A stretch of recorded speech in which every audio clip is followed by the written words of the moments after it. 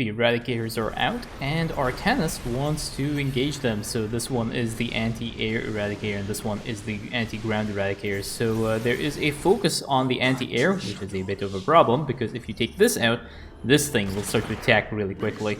But Artanis is still trying to focus on this down. But he decides to use a solar bombardment, and that solar bombardment was a whiff. It was a perfect positioning to completely miss the Eradicator, and this one is dealing a lot of damage to Artanis' army. Artanis is still determined to take this out, and two of the observers also get picked off by the Eradicator, and now Artanis stands in the circle of the anti-air Eradicator. And he does end up taking out the anti-ground on the side here. Now the other Cyclones, the other mini Eradicators have spawned, and Artanis is going to take a little bit more of a beating before finally he's able to take out this Eradicator. And he decides to get out of the way, but not before taking a few more losses while he is around here.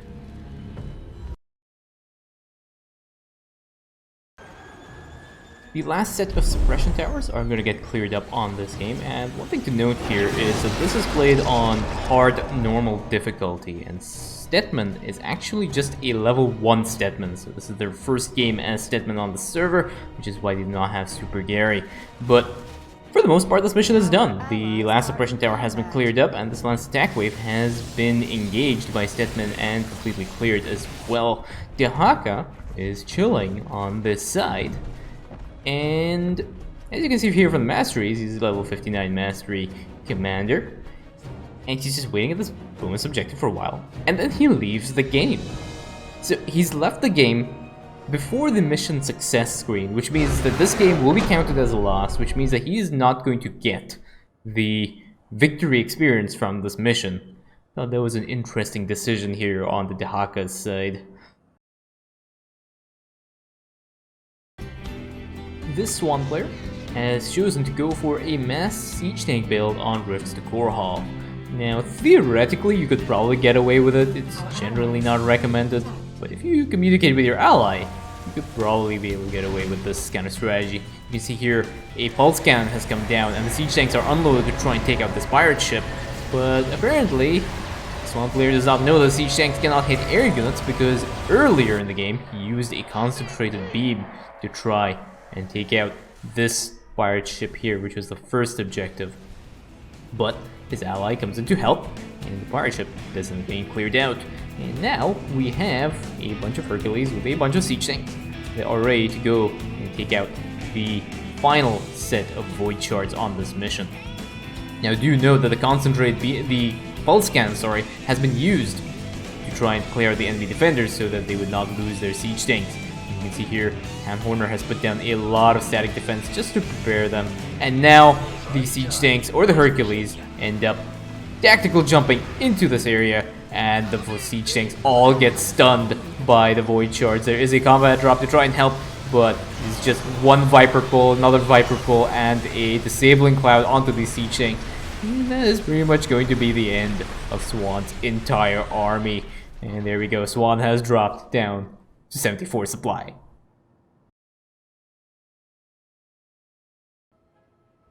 Evolution. This Artanis has to make sure that he has adequate production and adequate defense. The Cybernetic score, if I might add, came down at the 10-minute mark. And over here, they have taken only one of the two gases on their expansion. And as we can see, unit-wise, we have a total of 8 Zealots. And production-wise, in terms of structures, we have a total of 12 gateways. So, as of right now, there exists more gateways than there are Zealots on the map.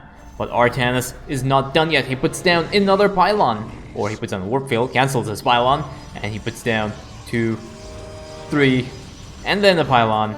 And is he done, or is he going to keep going? No, he is going to keep going. He needs adequate production to utilize all those 1,200 minerals that he has. And he's put down a 5th gateway for a total of 17 gateways. This is the legendary 17 gateway Artanis, and this is used exclusively on Brutal Plus difficulty with queued up 3 upgrades.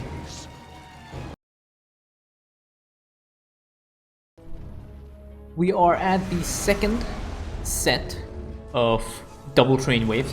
And we can see that there's a time stop that comes up from Warzone, which does not really serve much of a purpose. Warzone here has gone for mass Void Rays, and this is why Void Rays are not very good on a mutation like this. I believe that this mutation is called by Fire Be Purged, and one of the mutators here, which is probably the more annoying one, is the Going Nuclear mutator. So nukes keep dropping all the way throughout the map, and as you can see, Warzone's Void Rays here have already taken a hit on to them from one of the nukes as they were trying to engage that train up there. And now they were saved by the emergency recall passive that Warzone has. But now the second bonus objective has spawned, and you can see that Warzone wants to try and engage this bonus objective. And you could probably tell what is going to be happening right now, but there's a twist. And I am 100% sure you're not going to know what that twist is unless you are Punisher, who submitted me this replay. So Warzone is there. So we start moving through, and they are paying attention.